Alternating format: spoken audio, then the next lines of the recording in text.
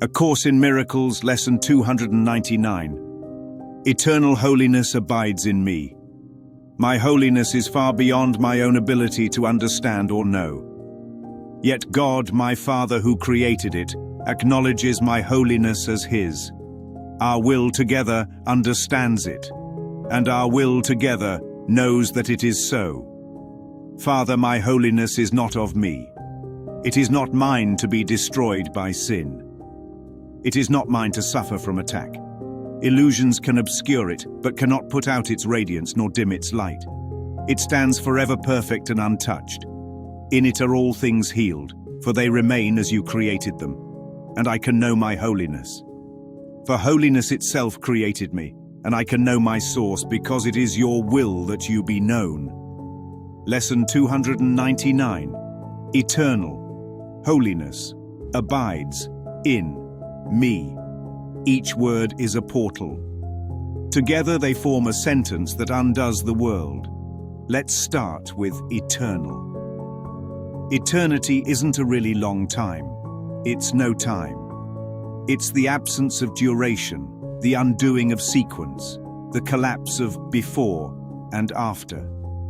It's the stillness that was there before the first clock ticked. The mind that accepts eternity has stopped arguing with what is changeless. Now, holiness. The Course calls holiness our natural inheritance. It's not a moral term. It has nothing to do with virtue, restraint, or religion. Holiness is wholeness. The recognition that nothing real can be threatened and nothing unreal exists. It's not earned by being good. It's remembered by ceasing to be separate. And abides. Notice that word. It doesn't visit me. It abides in me. It means it lives here. It never left. You can obscure the light with clouds, but you can't relocate the sun. So what does in me mean? Not in the body, not in the heart, not in the bloodstream, but in the mind. The mind that shares its will with God. The place before images were made, before names were given, before there was a me to say mine. Imagine standing on the shore before sunrise. The sky is dim, the air still. Beneath that horizon, the sun is already blazing, already burning. You can't see it yet, but it's there. That's your holiness, hidden for a moment, untouched by what covers it.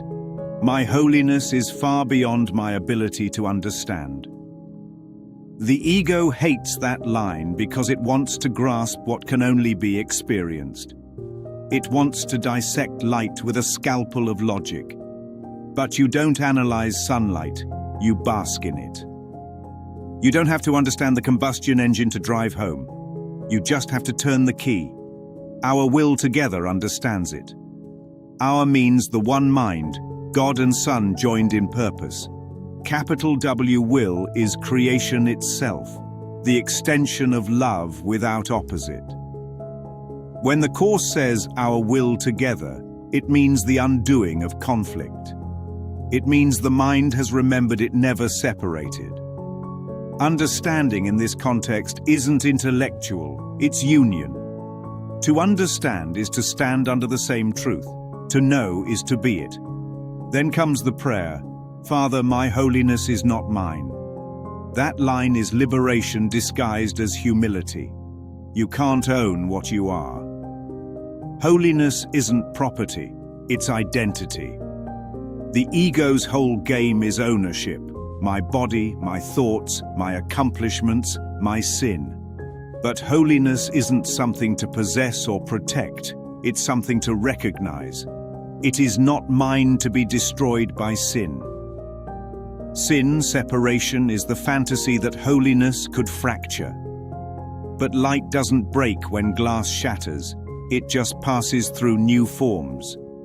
It is not mine to suffer from attack.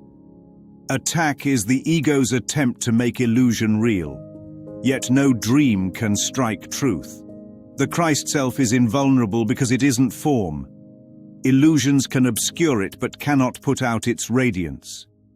You can cover a lamp with your hands, but the light underneath still burns. The ego's stories are smoke screens. The holiness they hide is not diminished, it's merely unseen. Have you noticed that no matter what happens in the world, the sun still rises? Wars rage, seasons change, cities crumble, but the light remains constant. Likewise, the light of Christ in the mind has never flickered. The observer, the witness, the still point behind every storm, that is holiness. It stands forever, perfect and untouched. Those words are the quiet heartbeat of eternity. Holiness doesn't evolve. It doesn't improve. It simply is. In it are all things healed. Because healing isn't fixing what's broken.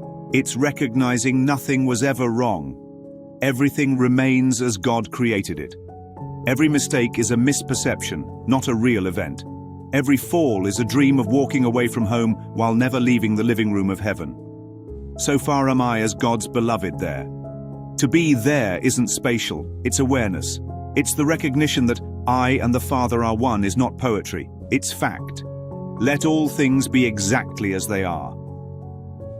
That line sounds like surrender, but it's the highest expression of power.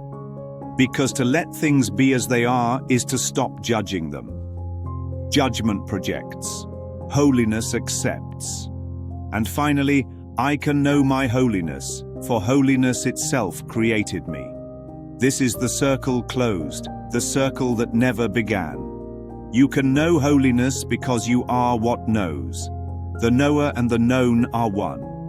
Love's will is that it be known. That means awakening isn't an act of earning, it's inevitable recognition. You can delay it, but you can't prevent it. You can close your eyes, but you can't unmake the sun. The ego keeps saying, I'll get there. But holiness whispers, you never left. Eternal holiness abides in me. Not tomorrow. Not when I've fixed myself. Not when I've prayed enough or meditated enough. Right now. Right here. Because the eternal never went anywhere, it just waited for me to stop looking elsewhere.